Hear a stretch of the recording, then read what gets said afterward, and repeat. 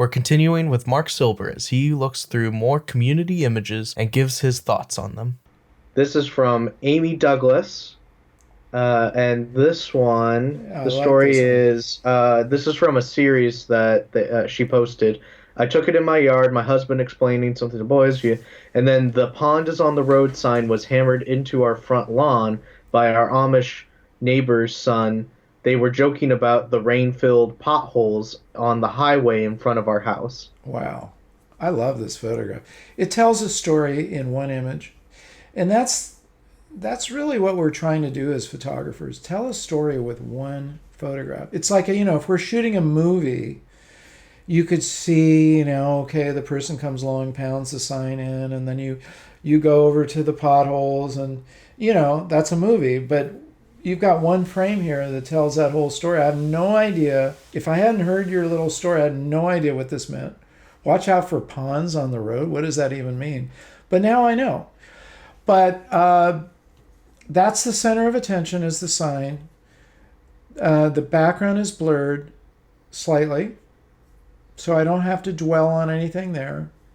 It's a little bit of a mystery, which is always good. Bob Holmes talks about leave something in your photograph that does, like, don't just tell the whole thing. Leave people asking questions. And he was talking about it by having dark parts of your image, which leaves you asking a question. But in this case, the sign leaves us asking a question. The trees are dark. That's kind of cool, Well done. It works. It's an awesome photograph. Keep going. All right. Our next one we've got is from Skip Weeks. Hey, Skip. They got this in Big Cottonwood Canyon in Utah. Wow. Said it was one of the more difficult trails that they've had to hike this year, and they gave some of the technical detail. F18 ISO 50 35 millimeter, Nice. 1.3 second, and it's So great you to had have. a nice slow shutter speed, which slowed down that water and got it into a beautiful blur.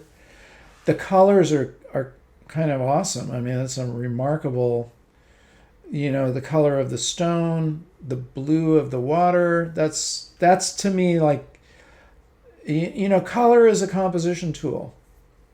It's not just, and all these things I'm mentioning to you, by the way, are in my book. I don't have it over here. The Secrets to Amazing Photo Composition, 83 Compositional Techniques. I mention all these things. You've got diagonal lines, you've got the color. The color of the water is the feature of this photograph. It's the thing that my eye is drawn to. What I would love to see, again, is a punctuation point that says, there's where your eye should go.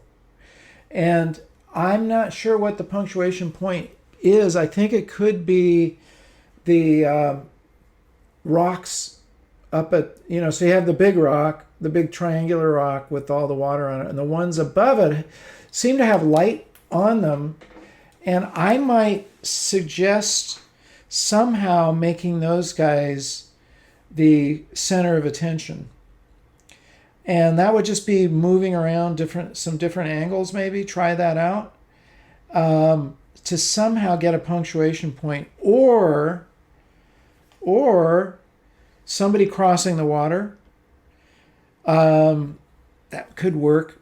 By the way, you'll see in like Mads Peter Iverson uses himself as a subject, and I don't do that. I'm going to start trying that, but he puts it on a self timer and goes up there, and he would be crossing that little point in the stream, for instance. And listen, our eye is drawn to people. And I've mentioned this before. Bob Holmes really rubbed off on me this point about nature's fine, rocks are cool, but add a person to it and it makes it a whole different thing.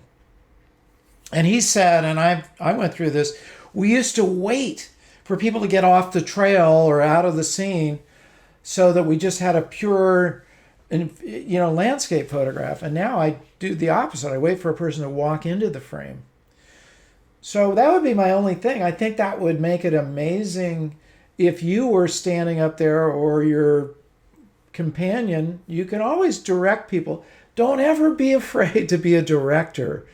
You know, it's not like you have to just take that image and go, well, that's all I got. You can absolutely direct somebody. Hey, would you mind walking up there and stand right on that rock there?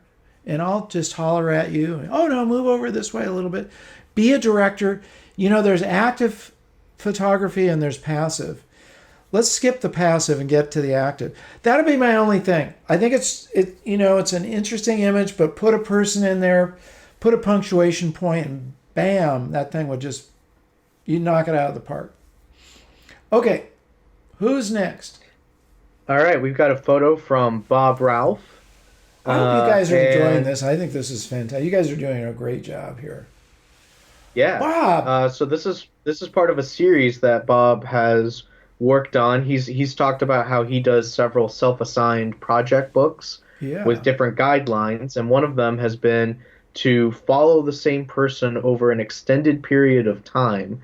And so these are photos of his daughter-in-law. He spent a year capturing images in various locations.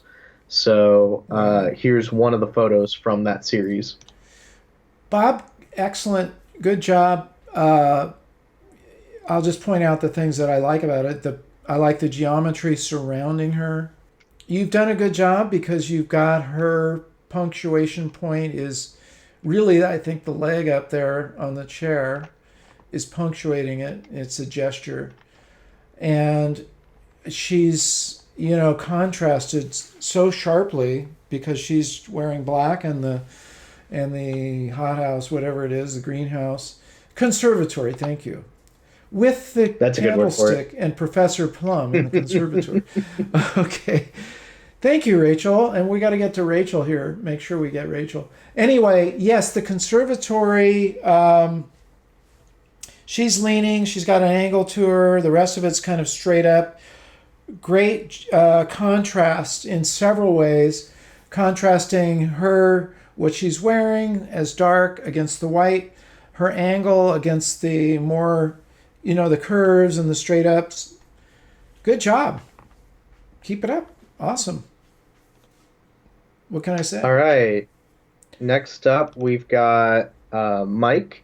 And this is an image that he took at his sister's wedding. It was the first wedding that he's ever taken photos at. He didn't do it professionally, but more casually. So we opened the show with that shot of Annie Leibowitz's parents renewing their wedding vows, and this is right on that point. Good job. You took a camera and you took that image. You made that image. It tells a little story. Uncle's either dad or uncle. I don't think he's old enough to be a grandfather, but I'm guessing an uncle. Maybe a grandfather. Could be a younger grandfather. Well, it doesn't matter, but it's a male who obviously is warming their hearts. They've got a nice little smile, both of them. He's not telling something nasty about them. You see these movies like, I don't know if you've seen Four Weddings and a Funeral. It's kind of funny because they botch up. One of the speeches just absolutely botches up the whole thing. But anyway, he's doing a good job, not embarrassing them. I like the light, the curve of the light. This is a great image, and it's an everyday image. Bravo, well done. We all need to do more like this. And it's framed really well because, the framing, the lights kind of add to the frame, but he's in a prominent spot in the frame. My eye goes right to him. Then I go, oh, there's the couple behind him. And they're digging this. They're enjoying this thing. So you did a great job of isolating out of what could have been a really random shot with, like, let's say you hadn't just framed it that way and we just sort of see all these other people, it would have lost its point of impact. So you did a great job of finding that point of impact and keeping it there. Dream wedding. Yeah. Well done. All right. Here is Rachel's photo that she sent. So this one's from the Columbia River Gorge, early morning. The river gorge. Yes, that's great. Okay, you got your sunburst. Did you shoot that at f/22 like we've told people to? It looks like it probably was. Um, there's my eye going right to that sunburst. And we have a lot of geometry in this image. We've got the curve of the stairs. We have geometry behind the whatever that railing is. There's a lot of geometry going on there. So this works really well. It's a black and white. My eye is led. So obviously the very first thing, good, you shot at f/22, good for you. And that gives you that nice clean sunburst. You know what's terrible about an iPhone? You'll never get a good sunburst. You guys notice that? It's so disappointing. You've got to have a camera that you can stop down to f/22. And she did that. So black and white works really well. Diagonal line of the clouds, nicely joining and kind of leading our eye towards the sunburst, because it's kind of got those two little branches there. And then our eye is all going in the same direction, which is really a good thing here. So we're leading, the curve of the stairs is leading towards the center, which is going towards, where the river gorge or whatever it is. So everything is, and then this diagonal line is also pointing, everything's pointing in the right direction. Well done, Rachel, it all works. We hope that you enjoyed that video. If you did, please give it a like and leave a comment. We love to hear from you. If you want to see more videos like this, be sure to subscribe and ring that notification bell so that you can know when all of our future videos come out. And finally, be sure to get out there and capture your own images of life.